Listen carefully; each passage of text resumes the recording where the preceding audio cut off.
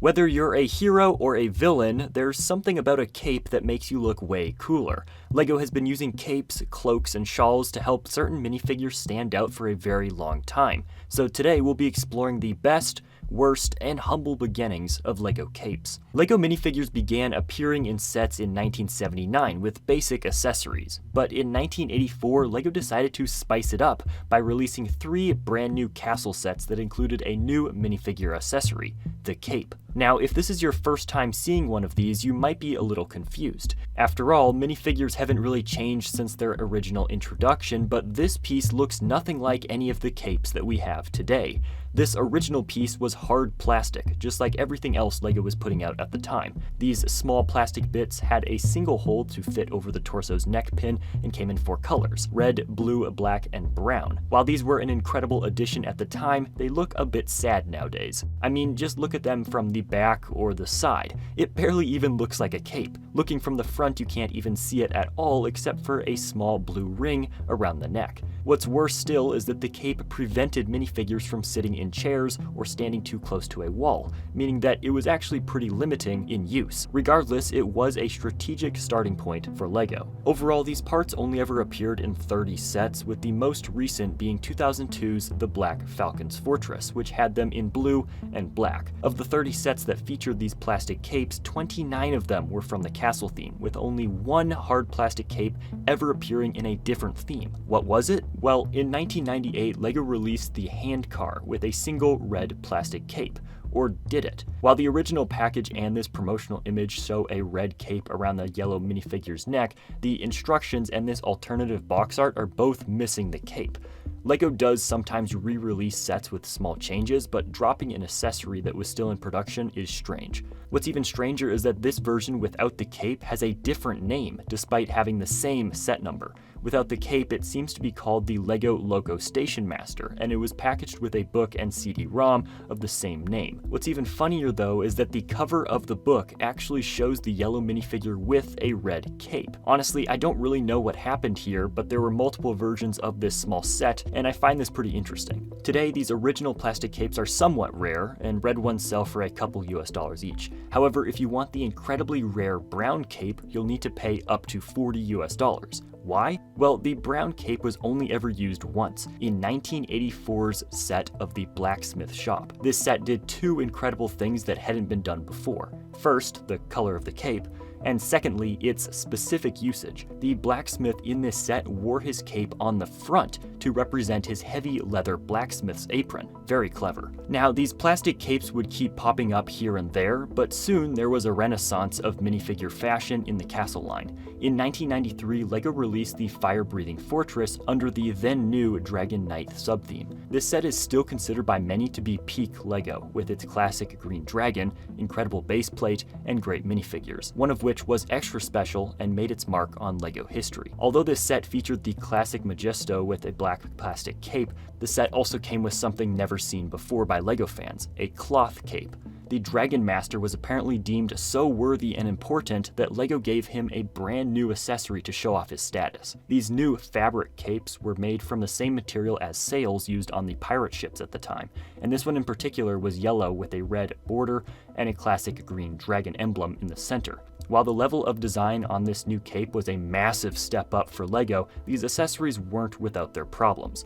First off, these original fabric capes only had a single hole, meaning that they were fairly prone to ripping, fraying, and sticking out kinda awkwardly. This cape only appeared in 3 sets, all in 1993, and all on the Dragon's Master minifigure. However, this part was used once more with a different pattern a few years later. In 1995, LEGO released the Royal Knight's Castle with 712 pieces and a whopping 11 minifigures, chief among them being the king himself. This minifigure used the same style of fabric cape as the Dragon Master, but this version was white with a red background and a lion's head pattern. Today, both of these capes are quite rare and incredibly valuable. A mint condition Dragon Master cape will set you back around $50, while a new King's cape will cost you close to double that. However, LEGO wasn't done tinkering with cape design, and in 1997 they gave us 2 absolute classics as part of the incredible Fright Nights theme. This theme was really just small accessory packs for Classic Castle. Because of the theme's 16 sets, only 4 of them had more than 100 parts. However, the biggest of them all was this 601-piece Night Lord's Castle. This set came with 8 minifigures, minifigures, including the iconic Bat-Lord and the Witch, featuring the brand new and long standard cloth cape. These capes were a huge step up from the older ones, thanks to their 2 neck holes which made them far more durable and lay flat. The starched fabric certainly helped them to flow nicely, but they could still fray after repeated use. Additionally, they were specifically prone to creases and wrinkles and were near impossible to clean should you get anything on them. Even with these few issues though, these capes were a huge hit. Today, getting one of these original Bat-Lord or Witch capes will run you anywhere from $20 to $40 US. By 1999, LEGO was still using the old plastic capes, but only in 1 or 2 sets per year. However, there was about to be a huge shift in how LEGO used capes, because 1999 was a major year for LEGO in a lot of ways, but most importantly was the introduction of LEGO Star Wars. It's impossible to overstate just how important Star Wars has been to LEGO's success over the years, and the popularity of the theme paved the way for every other licensed series we have today, from Harry Potter to Marvel. Up until this point, LEGO minifigures could look however LEGO wanted them to. Nobody had ever seen these characters before, and one design was as viable as the next. However, people knew very well how characters like Darth Vader, Obi-Wan, or Lando Calrissian looked and dressed, so LEGO had to match the on-screen appearance as closely as possible. Over that time, this cape went through dozens of unique variations coming in a range of colors and designs. While I don't have enough time to go into all of them in this video, there were some really cool ones that are definitely worth mentioning. First up, one of the original 1999 capes that wasn't part of Star Wars could be found in Adventures, specifically the Jungle line in 3 different sets: the Amazon Ancient Ruins, the River Expedition, and the Ruler of the Jungle. This absolutely beautiful cape was used on the King Achu minifigure and stands out not just for its incredibly detailed pattern, but its shape, which was similar to the Bat-Lord's but with more jagged points. Other notable mentions include this classic star pattern cape from several older Harry Potter sets, this tattered cape that's made its way into everything from Star Wars to Ninjago, and this updated star and moon pattern cape from the collectible minifigures Series 12 Wizard. On the topic of wizard capes, I can't ignore the incredible invisibility cloak from the Harry Potter collectible minifigure series. This thing is just gorgeous, and unlike every other cape in today's video, it's actually made up of 2 parts. I really like this idea since it adds a lot of versatility. Now, perhaps the most valuable cape ever made by LEGO only ever appeared once. Back in 2003, LEGO released the Cloud City set. While today this set is largely remembered for containing the very first Boba Fett minifigure with some good printing, there's another hidden gem here: Lando's dual-sided cape. Today, if you want to find one of these, you'll need to pay at least $200 for a used one.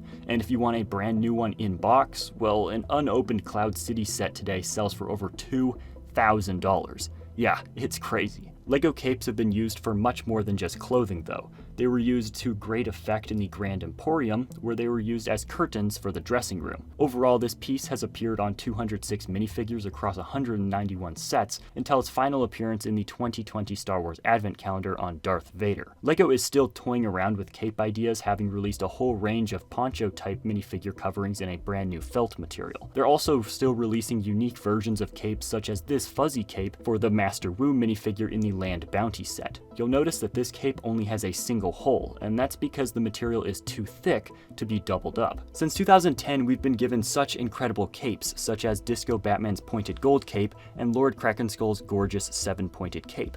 The collectible minifigures line is also no stranger to capes either. Just check out Series 16's Ice Queen for one of my favorites. There's also the Series 13 Classic King and this Subscribe cape. You should definitely tap that subscribe button if you're enjoying this video.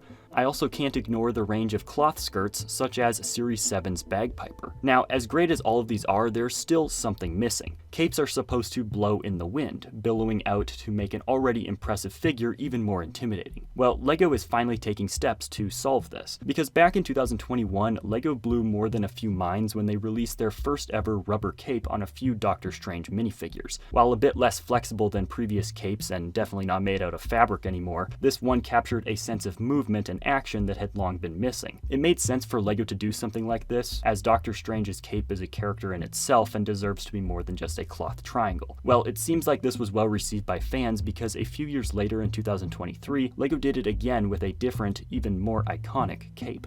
The Batman one-piece cowl and cape with Simple Bat logo, as it is officially known and called by LEGO, might just be the coolest minifigure accessory I've ever seen. Based on Michael Keaton's Batman from the 1992 Tim Burton movie, this part is a billowing cape and menacing hood all in one. Sadly, the only way to get this part is either by tracking down one of the paper bags that weren't available anywhere, one of these poly bags that sold out instantly, or by picking up the $400 Batcave Shadow Box sets. Pretty difficult. In total, LEGO has released 153 unique cape designs, and so let me know your favorite in the comments. However, the most recent amazing cape that LEGO has put out can be found in 2024's Dungeons & Dragons set. Whether you're a D&D fan or just love castle sets, this build is full of goodies, including this amazing cape. This isn't even used on one of the set's heroes either. Instead, it's just part of a seemingly random skeleton for the game. Like the invisibility cloak mentioned earlier, this one has a great holographic pattern, but it's made of a single piece. However, capes aren't the only cool thing in LEGO sets. Click here to see the most clever LEGO set play features, and don't forget to subscribe to my channel for more LEGO videos.